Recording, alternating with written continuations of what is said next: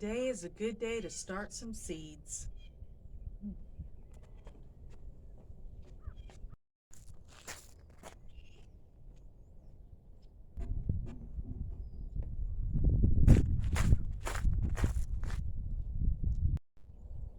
Hello, happy homesteaders. It is almost mid-February and I am getting ready to start on my seeds.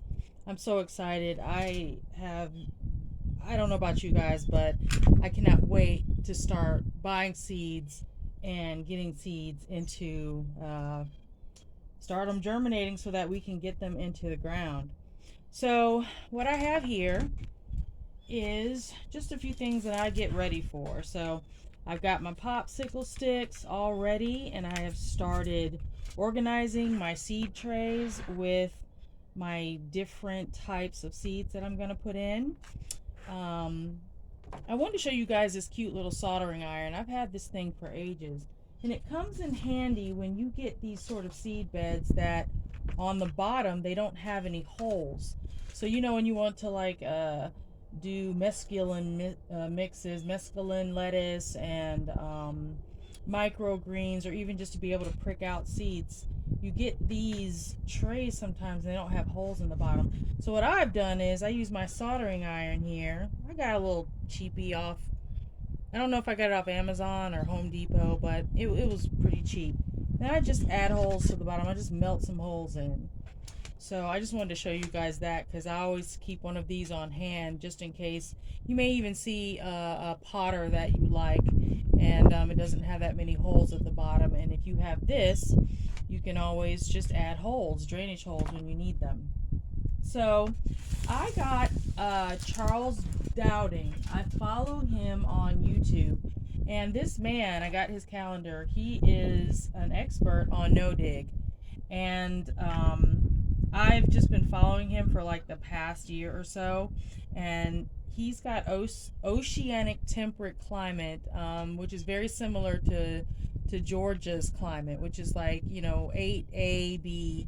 So I started following him, and because you guys know I live in Georgia, there's this horrible, okay, I don't want to call it horrible, there's this red clay that we have here, and it's really difficult to till, and it hardens like concrete, and if you live on it, it's almost impossible.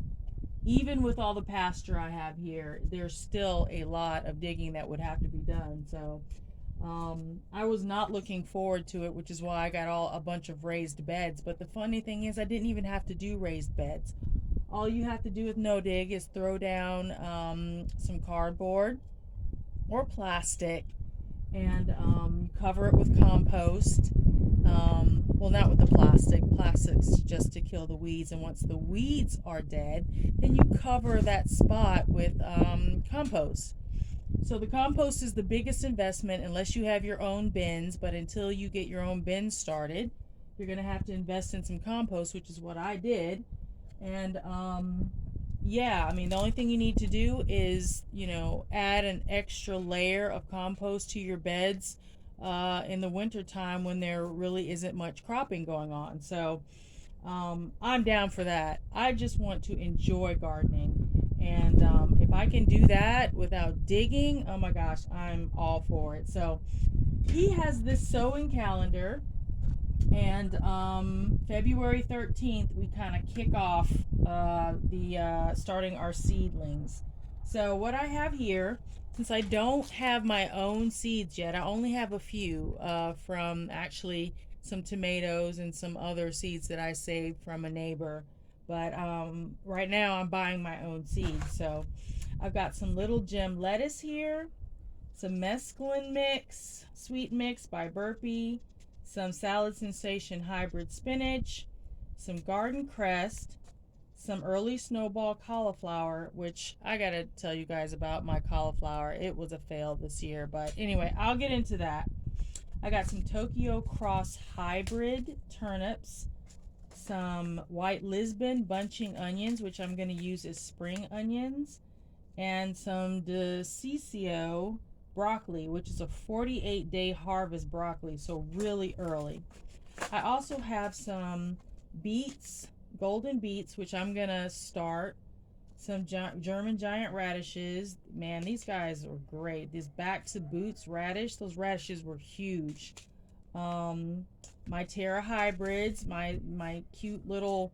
Oh, they're so juicy and sweet. Early cabbage, and gonna put some more of those in. I still am cropping the ones that I planted in what was it, September of last year.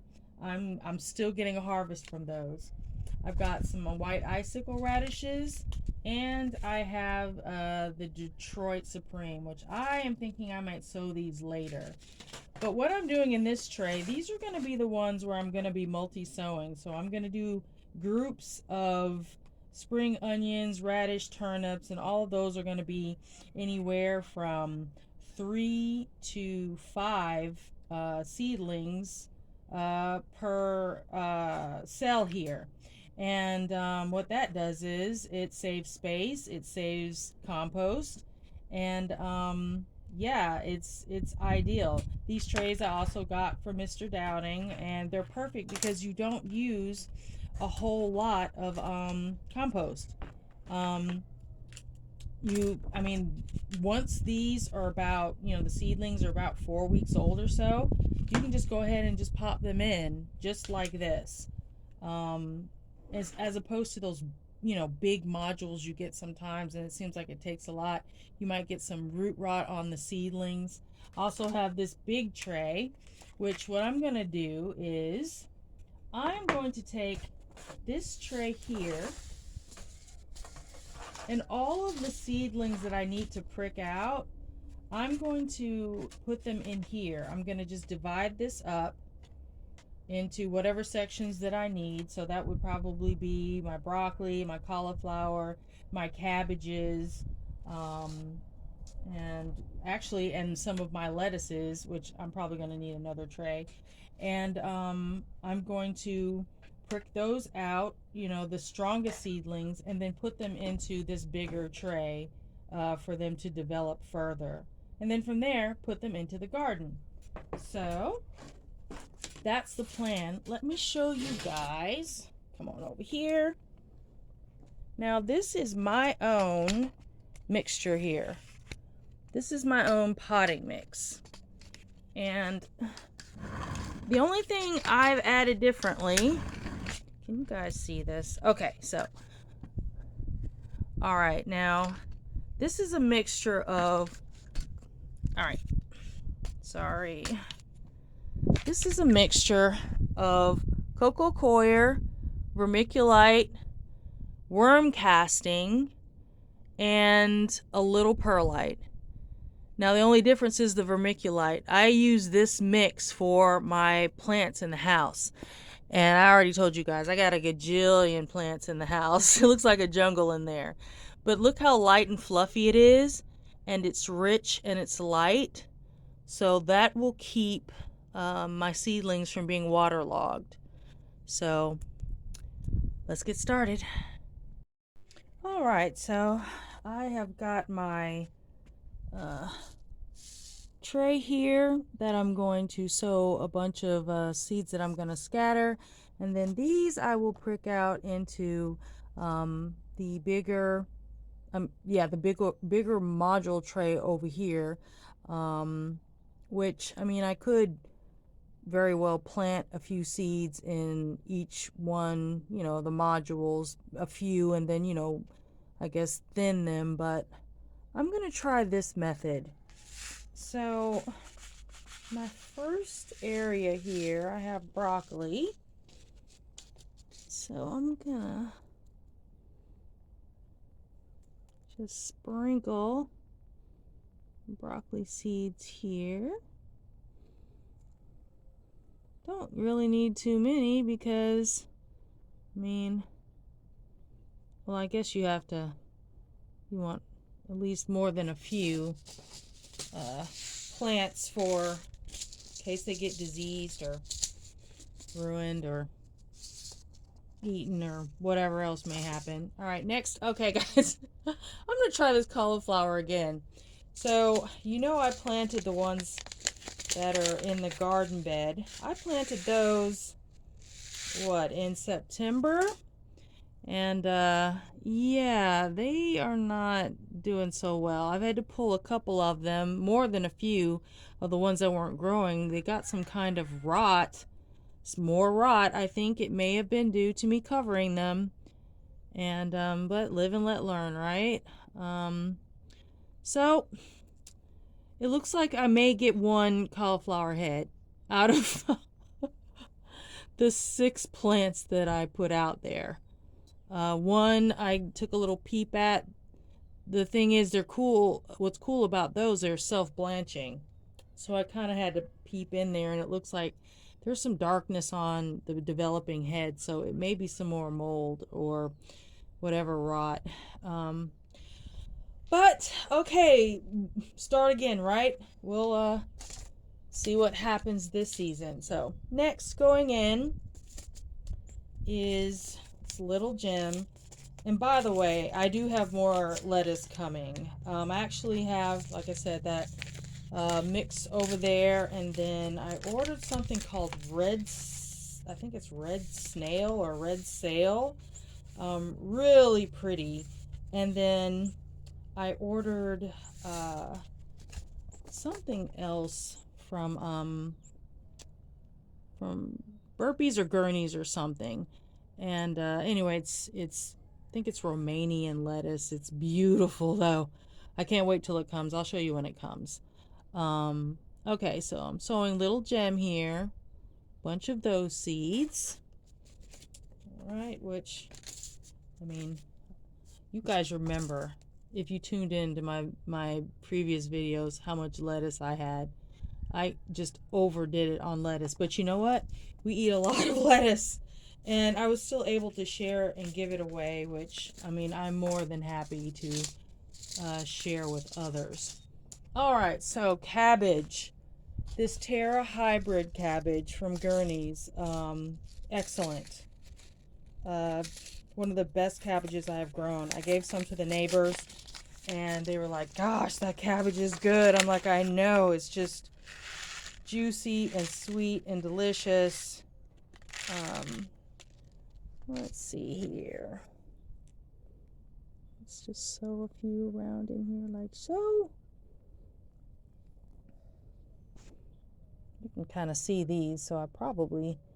But I tried the method before where I, planted them all and then thinned them. And I think what my problem is, I don't like wasting what I thin. And if it looks weak, I'm like, oh, let's give it a chance. I know little fella will make it. And yeah, no, they don't. Sometimes I end up with kind of like sad vegetables. But I'm learning, people. I'm learning. Okay, so cabbage is in. And what do we have over here? Spinach.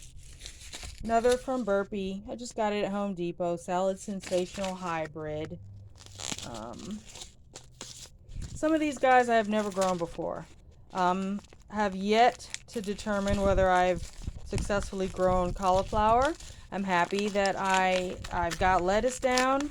I've got the cabbage down. And I'm going to try this broccoli. I've never grown broccoli before, so we'll see how that works. Okay. Oops, way too many. Get my spinach seed together for you guys. Okay.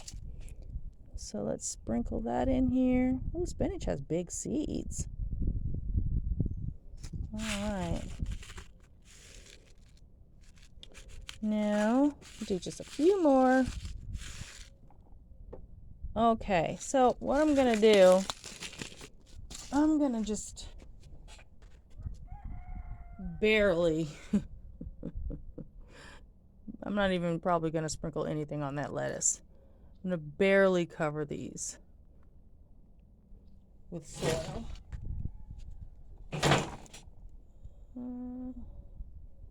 There we go.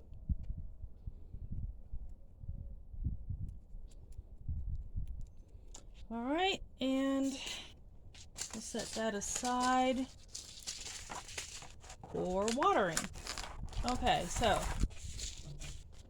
my next tray here are the ones that I'm going to multi-sow into. So let's see, white radish. I'll get organized one of these days, you guys. One of these days. These, 28 days to harvest. They're by Fairy Morse. I actually like these. I like them a lot. So I'm going to sow about 3 to 4 of these per module. And then if I need to thin, I'll thin. But the idea with multi-sowing is to save space on compost, and they'll be able to grow along with their mates. That's what Charles Dowding says. It's hilarious. But pretty much they will grow alongside of their companions, and as they do, the ones that mature the fastest, once they're in the garden, you just twist them out and let the others continue to grow. That's pretty smart to me. All right, we got some onion here. Okay. So once again, so you can sow a bunch of these actually together.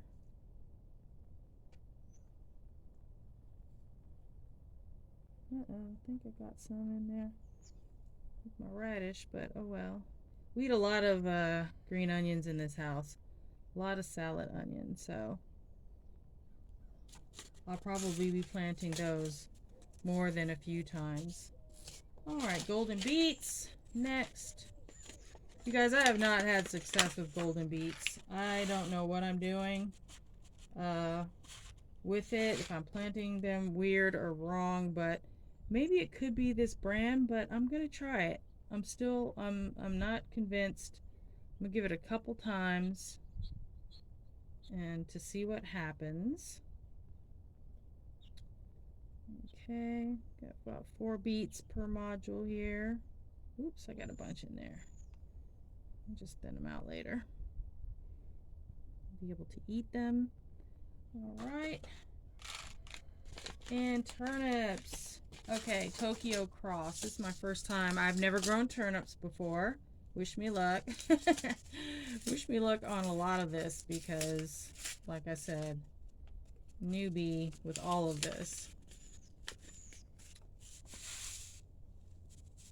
They got some tiny seeds. Alright, so in goes the Tokyo. A bunch of them in there. Alright.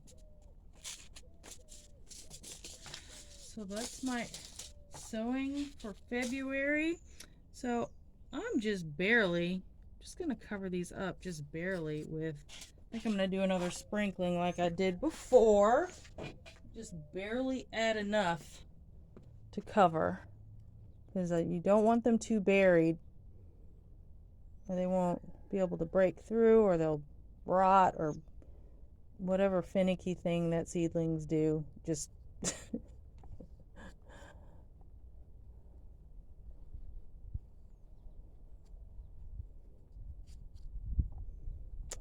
all right, let's give it a water.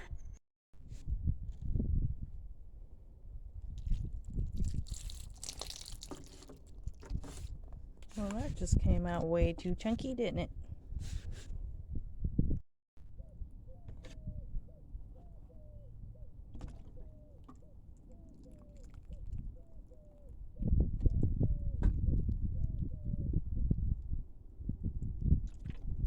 Trying to be careful not to slosh the seeds out.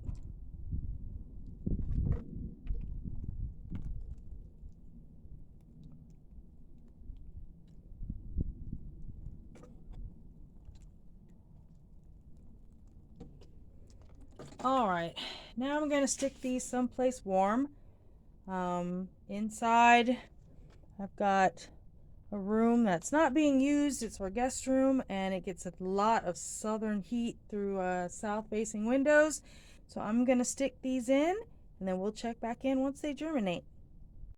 So here are my seeds. We're about at a week now, and these are going to be my multi-sown. They're going to go out into the back just as they are, about 3 or 4 to a module, and I'll thin them if I deem necessary. And these are my individual plants, such as broccoli, cauliflower, cabbage, spinach, and such, that I'm going to be pricking out and putting into this tray here, which is a 60 tray, 60 module tray. Got my pencil here. I'm going to be making a hole, pricking them out, and then sticking them over here.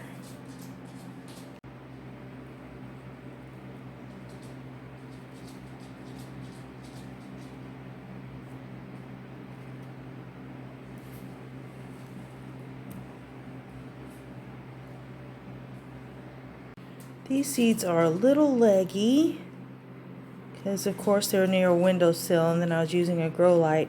So I'm going to lever in and just pull them up like so. And then I'm going to find the strongest ones. Just gently, did I break that one? No, okay. See, it's got a nice long root on it. And let's come on over here to our tray. I can bury these deep because they are so leggy. But I'm supposed to really get them down in there. So, I don't know. Maybe I should have done it a few days ago. We'll see how this turns out.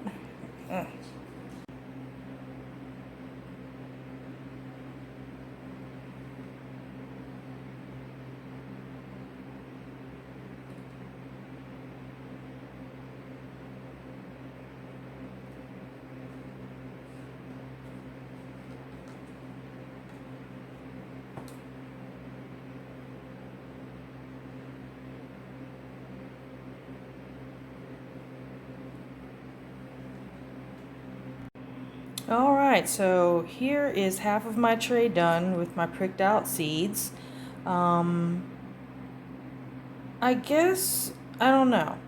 I don't know if pricking out is cool, or you can still just thin them, make holes. You know, I watered this first, make holes in them, and then just plant the seeds and then thin them.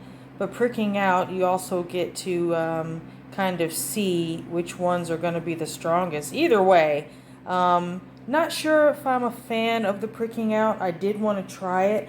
I'm going to see how the growth is on these plants before I make a decision. Let me know what you think. Do you prick out plants, or do you direct sow? Do you thin your seedlings, or do you plant them outside and then thin them? What method do you use to have the strongest veggies? Also, let me know what you're planting. So we'll check back in probably when these seedlings are about 4 weeks old, in another couple of weeks, and hopefully with the weather acting right, I'll be ready to plant them outside. Take care, and we'll see you next time.